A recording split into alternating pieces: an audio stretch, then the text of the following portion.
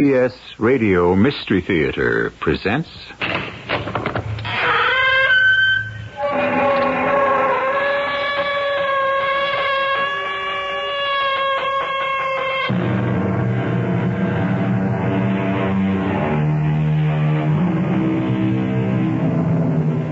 Come in.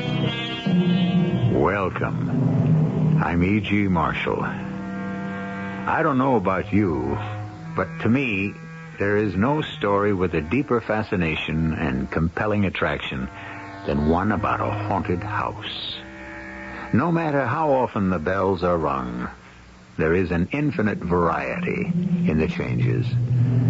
The possible musical combinations in a scale of 8 notes are not infinite, but they are wide enough and complex enough to provide more variety than most of us will encounter in a lifetime. We were on our way back to America, but some way down the road, the bridge is out. Ah, 'tis a most annoying bridge, it is. One day there, and then the other nowhere. There must be some way so my daughter and I can continue south. Now, there is a strange thing entirely. Do you know that that's the only bridge that exists anymore? You mean we're trapped in this old ruin of a house or castle or whatever it is? As to that, it's up to your honor and herself. Who are you and what are you? Now, that's something else for you to judge.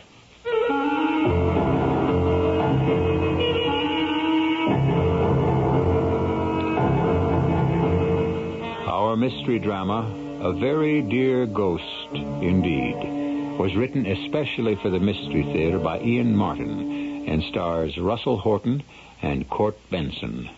It is sponsored in part by Anheuser-Busch Incorporated, Brewers of Budweiser, and Contact, the 12-hour cold capsule. I'll be back shortly with Act 1.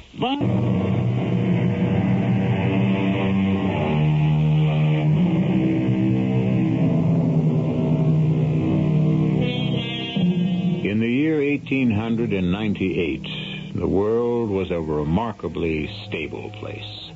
In the fall of that year, Mr. William Donovan and his daughter Constance lived through an experience which was to mark the rest of their lives.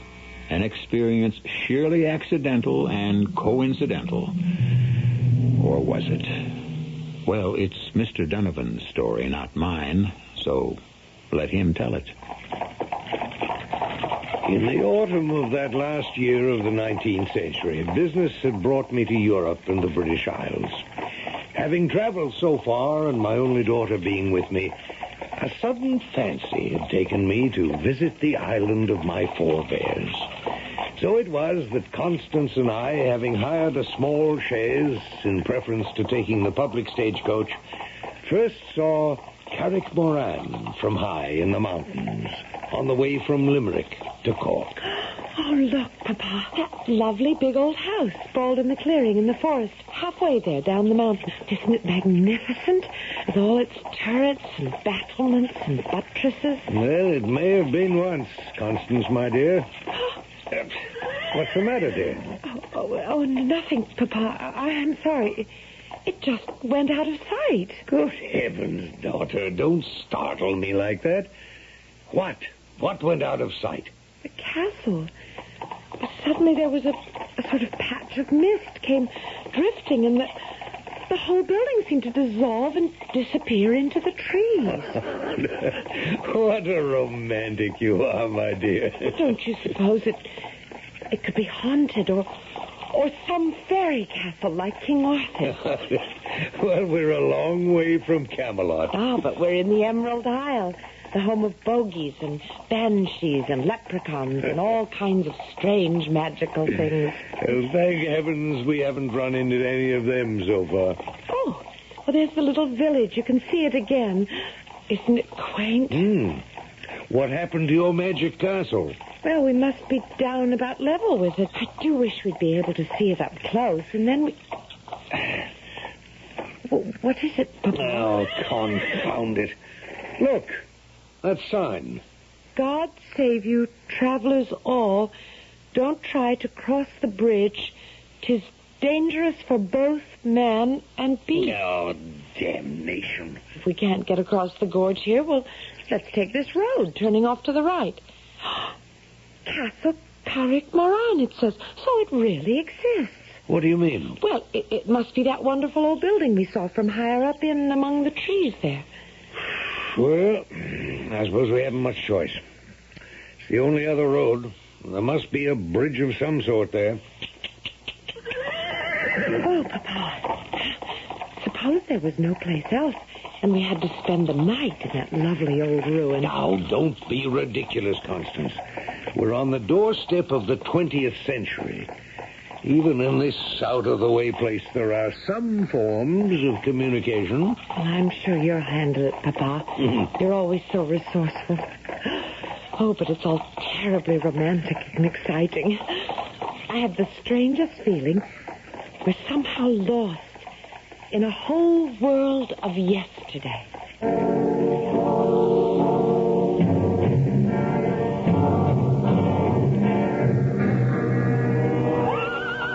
What is it, Papa? I don't know. Silly horse doesn't want to go through the gates. Is it so far to the house, do you think? Well, it's hard to determine with all these trees shadowing us. I wouldn't mind a little walk. Oh, we haven't much choice. There isn't any other road. I'm sorry, my dear. I'll tether the horse to the hitching post and let's head for your castle and see if it can produce some magic for us.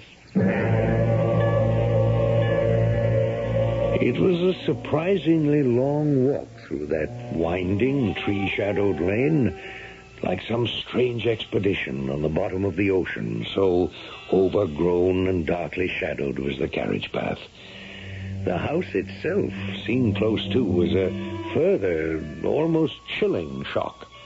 All overgrown with vines and lichens. The stones half collapsed on themselves, the mortar dry, crumbling, and running to powdered dust. There was about it a smell of decay, of damp fern and creeping moss, a fetid odor of the dead. The bell pull produced a cracked, rusted sound which brought no answer. We might have abandoned it all, except that suddenly, out of the darkening mountains, came a driving rainstorm with low, grumbling thunder in the not-so-far distance. There isn't much question it's a deserted ruin, Constance. But still, till this rain has passed, we're more or less sequestered here. Papa, couldn't we go in out of the rain? And I must admit this portico offers little protection from the weather. Let's see.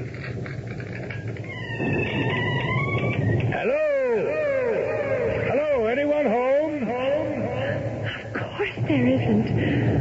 Oh, look, Papa.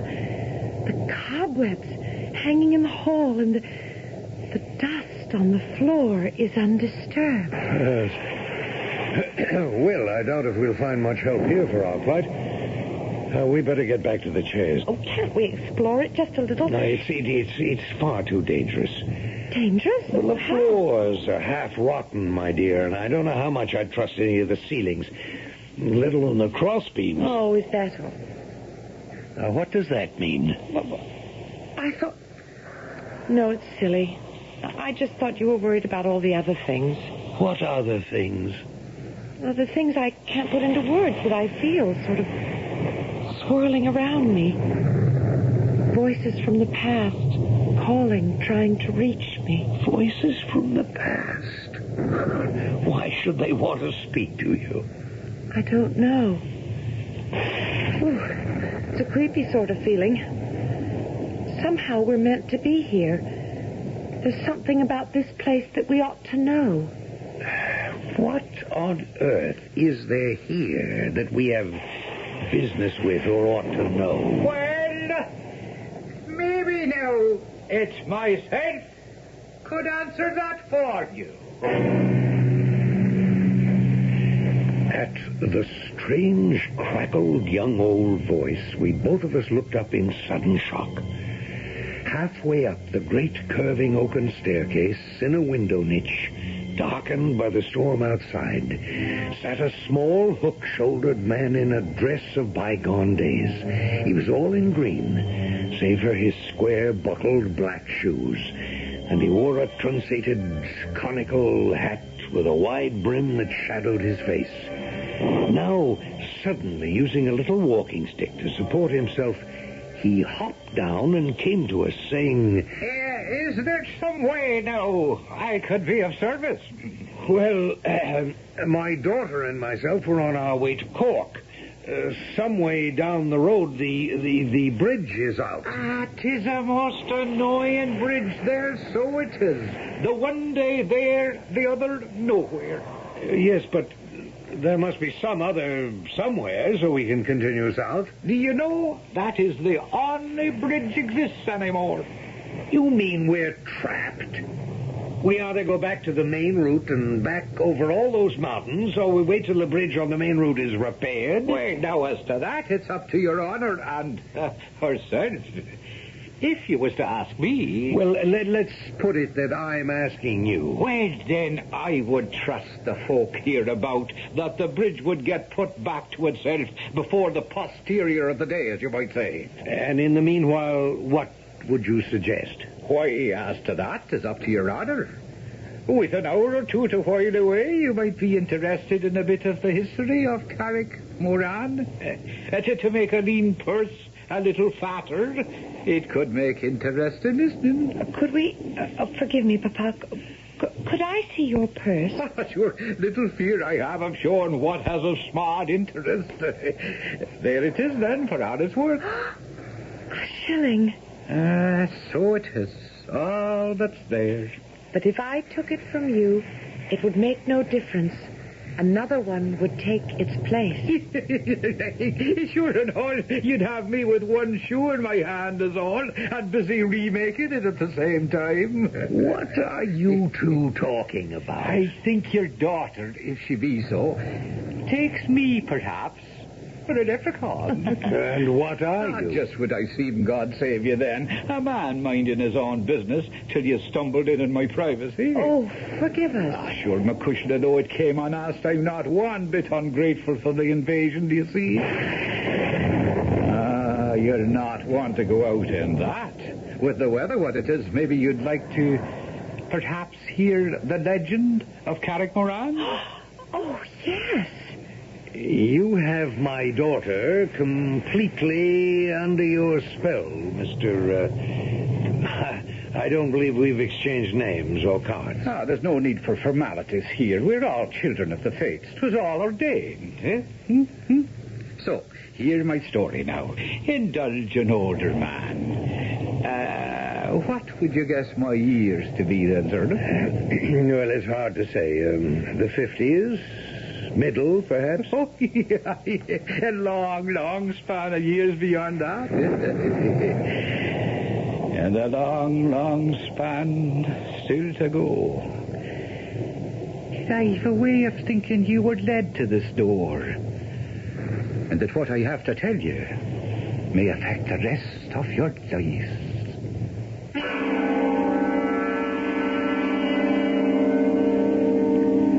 William Donovan does not entirely share his daughter's eager expectancy. He eyes his unexpected host with a much more puzzled eye. Who is he? And what is he? And some uneasy twinge deep within him even suggests to his practical mind that perhaps he has been wrong to deny the supernatural all his life. Maybe, at last, he has met up with it. I shall return shortly with Act 2.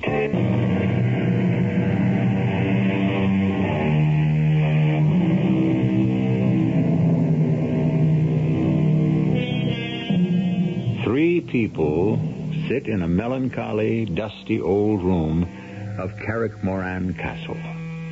The girl is young, lovely, and still pale from a recent tragedy in her life. Her father is a square-set, successful American businessman. The third is... we're in Ireland, the Emerald Isle. just before the dawn of the 20th century, halfway from Limerick to Cork, he affects the dress of the 18th century. Knee breeches and stockings, buckled shoes, wide lapels, and tails on his coat.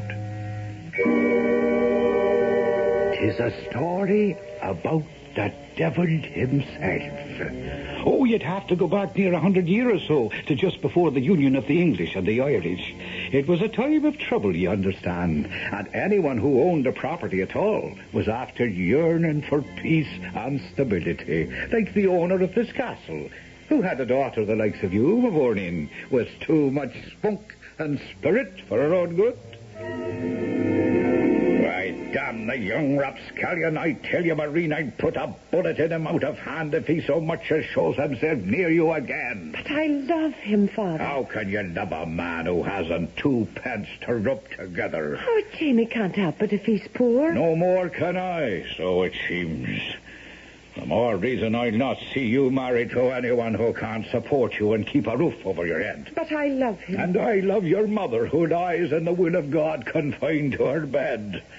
I'll not see her put forth from Carrickmoran as long as she lives. And what has Ma to do with me? We're in a bad way, daughter. The potatoes failed us. There are no men to work the bogs and bring in peats, and there's no money at all.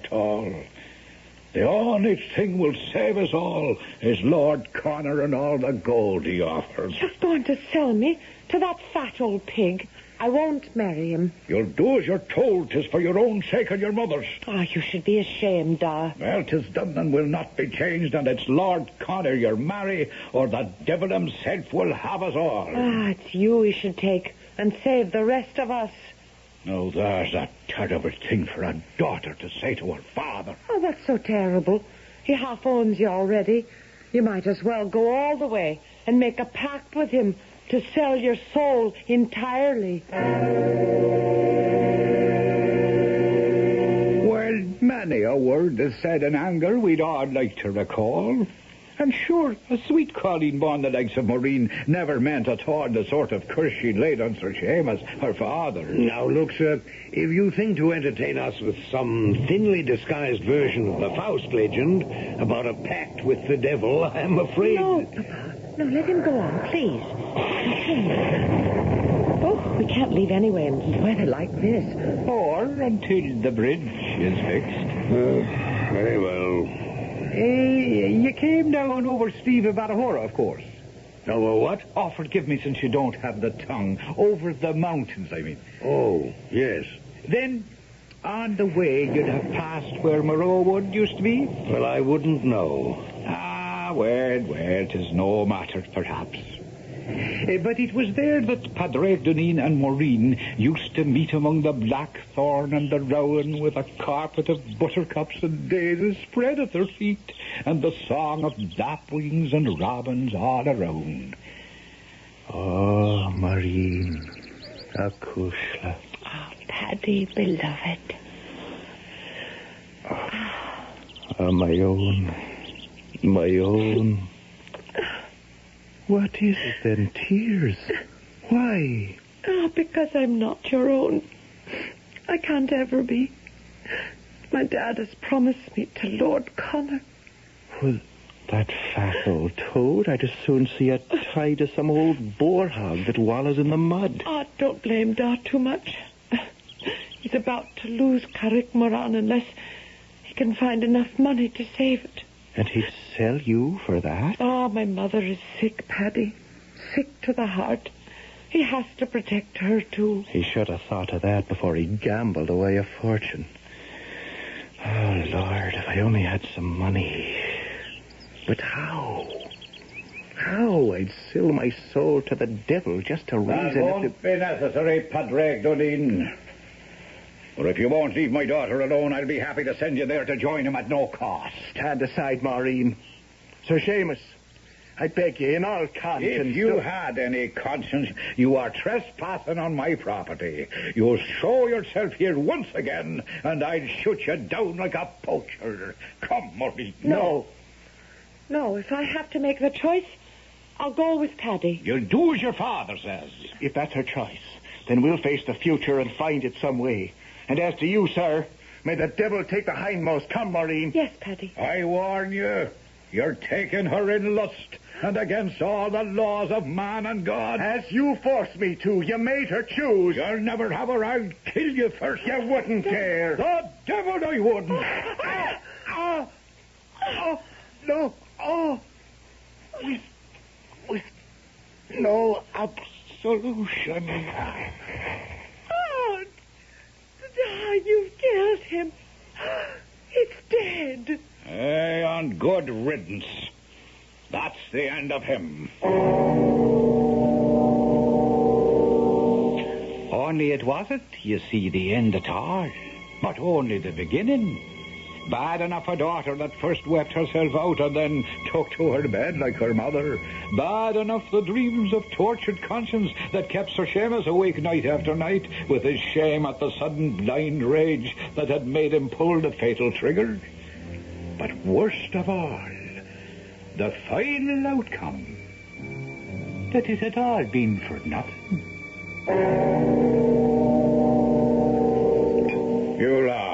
You'll have another round of port, Lord Connor. No, sir. My gout is nagging at me enough already. What I will have, Sir Seamus, tonight, for once, is some converse with your daughter. In a pox on all the back-ends and fillings. I want her, sir, while I'm still capable. Well, now, you must understand that my daughter has been ill-disposed. Towards me? No, not toward you. I meant her health has been such that she is not ready to enter into a marriage contract. Damn my hide and let the lass speak for herself for once. I'm afraid that is not possible tonight, Lord Connor, but... It's quite possible, Father. I'm here to speak for myself. Maureen, you look pale, girl. Please, Lord Connor. I want to put an end to this farce. I want to put an end to silly dreams, both for you, Lord Connor, and my father. I have been studying and discussing with Father Ignatius, and from his instruction have met the Holy Mother of the Sister of Mercy at the convent. I have been accepted as a novitiate, and after serving my term, I will become a nun in that order. But what about your mother, girl? I have arranged with the sisters that she shall be nursed and cared for until she passes away. And what about me? Oh, you are the last person, dear Father, who should demand anything. Oh, you don't care about Carrick Moran. You let our home go to ruins, or whatever parvenu wishes to pick it up at a bankrupt sale. Ah, the only worldly possession I desired. My Paddy, you took away from me. I renounce everything else gladly and give myself to the service of God. I am not going to mince words, Seamus Moran. You tricked me, and your daughter traduced me, and by heaven, you shall suffer the consequences. Don't expect me to have any mercy. Unless your debts are paid in full to the hilt, I shall foreclose. Now, your lordship, if you could give me just a little time. Not a minute, not a second, sir. I shall be happy to crush you like an ant under my heel. Oh, Seamus was beset. His world was falling apart around him. He wrapped himself in his riding cloak and going down to the stables picked himself Ben, his favourite hunting horse, and galloped off into the early night.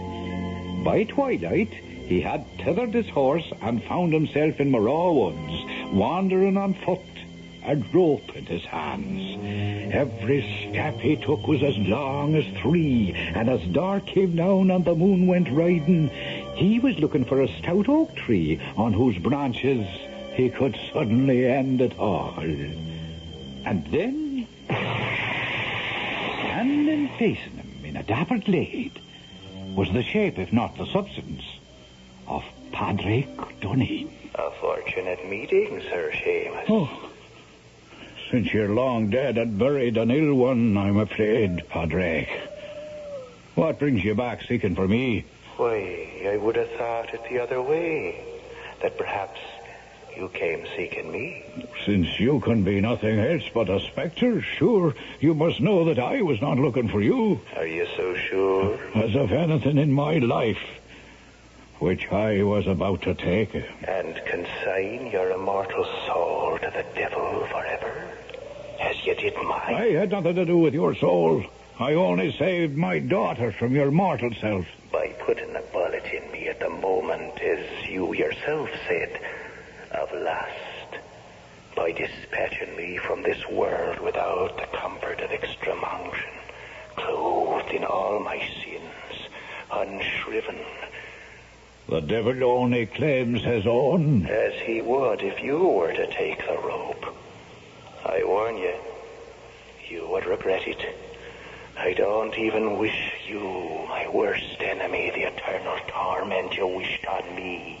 I had no wish to place such a punishment on you. I regret it, but what can I do? Now, there's an interesting point. Since you yourself are doomed in any case, you could put off the awful moment and at the same time do the Christian act of saving me and letting me go to eternal rest. It would be well worth your while. Oh, what do I care about you? You're only a shadow in my mind. A little more than that. Your conscience. But better still, by a trick of fate, your benefactor. My benefactor? How? Would you like to have a full and never-emptied purse to pay off all your debts? Save Carrick Moran for the future, perhaps persuade Maureen to leave the convent. I could offer you such a bargain. How? My soul for yours. A pact. I would find peace this moment, and you would not have to reap the whirlwind for as many years as you could manage to escape it. Seamus, what better chance have you ever been offered in your life? In the dusty old parlor room in the decaying castle, William Donovan and his daughter Constance are trapped in the enchanting spell of this ancient story, as I trust you will be also, long enough to wait till I return shortly with Act 3.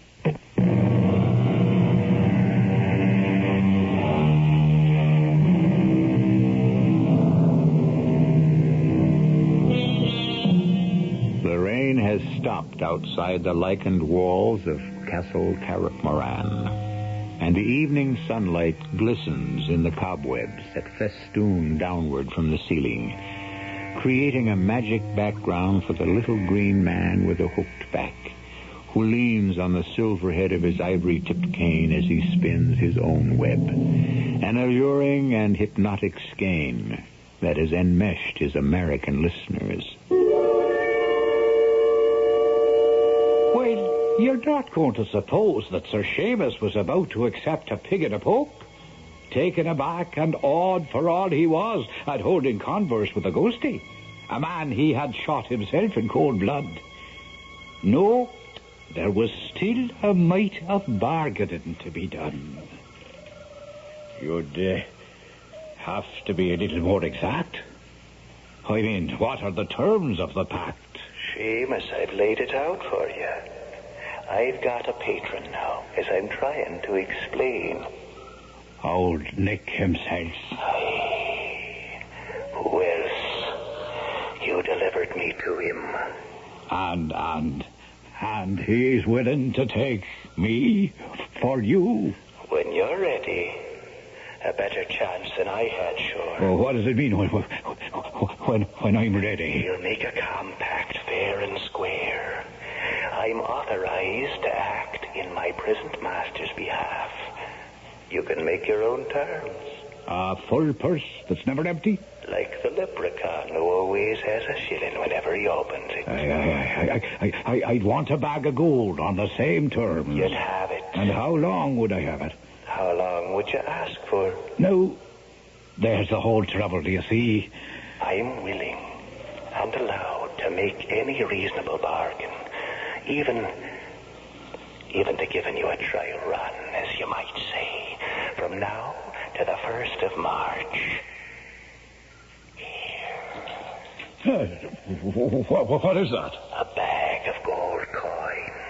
Oh, you know what they say about the devil's gold, that with the morning light it turns into pebbles, chips, and nutshells. It won't happen with this. How can I be sure? I am only a messenger, but I am empowered to say this. Take this money. Use it.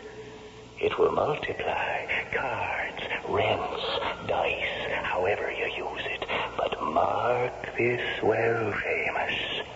By the end of next February, it'll vanish. Unless you meet me here again. Or my master. I can say no more. No, wait, Paddy boy, wait. There are still things to be said. But he was gone in a puff of smoke and the sharp smell of glowing cinders and brimstone. Well, Sir Seamus went home to sad news that his wife had passed away. Oh, he would have been hard put to it to manage the funeral, except that his daughter arranged it all through the convent. And never a word he dared to say to her about Padraig and the devil's gold. But once his wife was laid to rest, he went back to his dicing and gaming and carousing. And then, all of a sudden, the last day of February was upon him, and his overseer came to in great distress. I've just ridden over the whole estate, and forgive me for saying it, but it's a disaster. What disaster? Speak up, man, speak up. There's a pestilence on the pigs and cattle. No rain has made the earth dry up, and not a rent can I collect. There's little to hold you through the rest of the winter. Oh, is that all? Have no worries. Attend me a minute. I'll give you golden guineas to satisfy our debts. And just as soon as I open the bag, watch out for the gold now. Gold, sir. These are nothing but pebbles. Pebbles? What? It's the 28th. Today's the last day of February. Oh, it is right. The morrow will be the first day of March, Your Honor. The start of a new month. Oh, the start of a new life. Or the end of an old one. Saddle up Ben for me, Moriarty. I'm going right now. The tax collector will be back at sundown. Will Your Honor be there to talk to him? The last guinea's gone. Carrick Moran would follow it. Unless I turn up some fresh. But when will you be back? The question is not when, but if. And you'll know that within the next 2 hours. Sir Seamus, are you sure you should ride to Morrow Woods this day? Why, what do you know of where and why I'm going? Oh, not a thing. 'Tis only a foot to cross my grave, like. Whoa, wait a minute. Who's that coming up the parkway there? Sweet Mary, bless us. It looks like the little mistress herself, with a nun driving the shay. Maureen come from the convent? Today of all days? Hold Ben here while I talk to her alone. What? Maureen Nakushla, what brings you here? Hello, Da. Sister Aloysia had to go marketing, and the Mother Superior gave me permission to visit a little with you on the way back. Oh, well, there, now, it's good to see you. Da. Oh, you look pale, though. Da, I had a vision last night when I was telling my beads. An angel that spoke to me and said you were in trouble. But when I asked if I could help, the vision only shook her head and said that it was a devil's choice at best, and perhaps it was the only chance for remission of your sins. And so what did you think you could do about it? Only to offer my prayers and my help and my love. If you'd offered them sooner and kept your love directed where it belonged, your father might not find himself with one foot buried in the wrong grave. Now, just remember, what I do is in part for your sins, as well as for mine.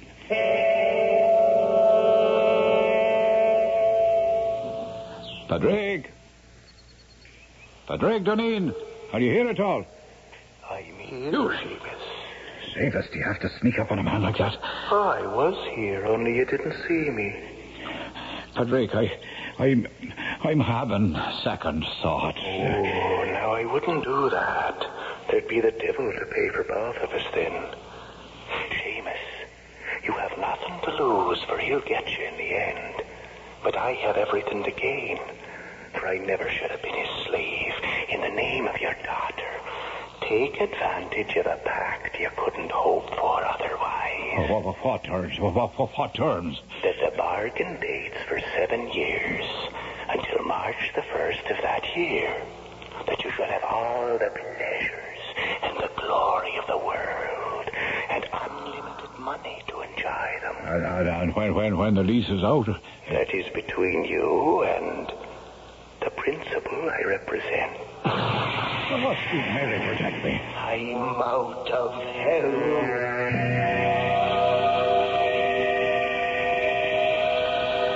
And that's the end of the story? Well, now, isn't it where it should be? Where everyone lived happily ever after? Not quite, Mr. Storyteller. What about Sir Seamus? Did the devil ever call to collect his due? There is an interesting aspect of the whole thing. But sure, I've taken enough of your time, and something tells me the bridge will be fixed by now, and you can be on your way. So if we could just settle up for the trouble we've all been to set things to right and keep you entertained. Oh, wait a minute. Who is all? Well, sure, the little folks that have done what has to be done. They all have to be compensated.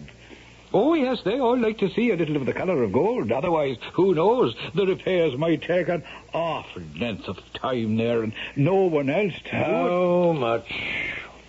I was thinking in the neighbourhood of 100 guineas. 100 guineas? Well, that's a fortune. To an Irishman, perhaps, but a mere bagatelle to an American or rich cousins. Oh, just a moment, Papa. What, Constance? I'm not leaving until I have the rest of the story. Now, what happened to Sir Seamus when the 7 years were up? Do you know now, that is an interesting tale. And why not let you have the rest of it, eh? For 6 years after that second visit to the woods, Sir Seamus prospered. Oh, he took to his own ways, and never a dice table nor a card game or a horse race that he wasn't about. But then, as the 7th year began and dragged on and on, the fear of death gradually had him by the throat. The priest would have naught to do with him, and finally he had no recourse but his daughter, Sister Cecilia now in the order. And on a certain day, he was allowed to see her and to tell her the whole story and throw himself on her mercy. I can pray for you, but that will not be enough. Well, what else would you ask? There are just 9 months left before your time comes due. Perhaps that in itself is a signal. The cycle of life, reborn. You must renounce all worldly things. Fast and pray, as I will for you. And perhaps God in his infinite mercy will find a way to intercede. And so he did for all those long months. Till on that last day, February the 28th, his daughter, Sister Cecilia, the Maureen that was, received permission from the Mother Superior to sit with him the whole day and to fast and pray against the arrival of that dread hour. Oh, a sad sight the once ruddy and stout Sir Seamus was, nothing but skin on bone and white as a haddock's belly. But the hour of midnight passed, and glory be to God, the fiend dared put in no appearance. And 'twas time for his daughter to leave. You've been saved, Thanks to you, daughter. No, thanks to your own fasting and prayer. I must leave you now, but I caution one thing. What's that, Maureen? I've sprinkled holy water all about the edges of the house and a little bit of the garden back where you can walk, but something warns me. Never step outside, for you may not be safe. And so saying, she returned to her convent retreat. And Sir Seamus? Well, no, that wasn't all so simple, for, there was a little mistake there, do you see? It happened to be leap year, so there was a whole day to go till the 1st of March, and the contract was due. So what happened? Say, he just stayed on here at Carrickmoran and is still alive this day to tell the tale that he waits for passing travellers sitting up there in his little window niche and ready to recite his story so he can still live inside the magic circle of the house. And that when time for questions arise that are too many, he just... Where did he go? I'm damned if I know. It just disappeared, like a puff of smoke. Papa, you don't suppose that he is Sir Seamus and that... Oh, don't be ridiculous, darling. He'd have to be nearly 300 years old. What is it, Papa? Do you know, if you keep me here any longer, I might begin to believe such nonsense. This damned enchanted isle.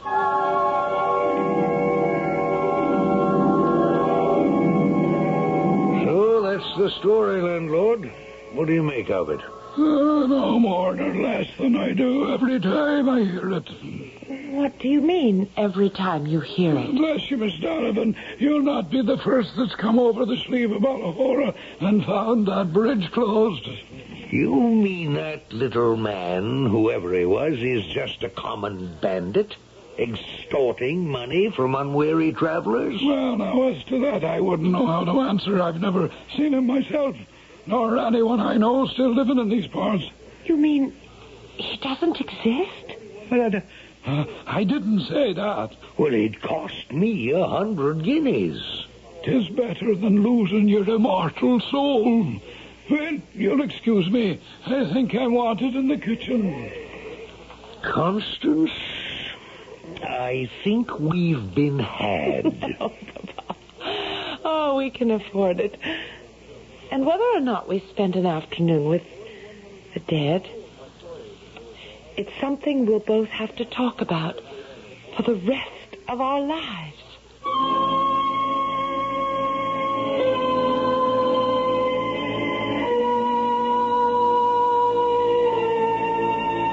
A 300-year-old man, a shade from the past, a leprechaun with a glitter in his eye, or a master storyteller who waited for the right moment and the right audience to keep his coffers full of gold. What difference? William Donovan and his daughter will never know. Or for that matter, you and I. I'll be back shortly.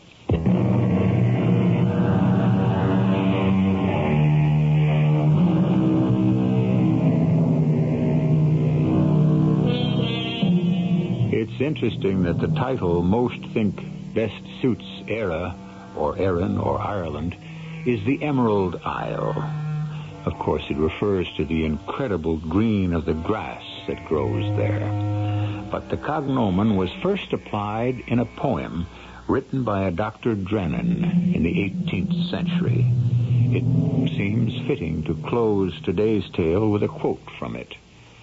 Nor one feeling of vengeance presume to defile the cause or the men of the Emerald Isle. Our cast included Russell Horton, Patricia Elliott, Cork Benson, Ian Martin, and Earl Hammond.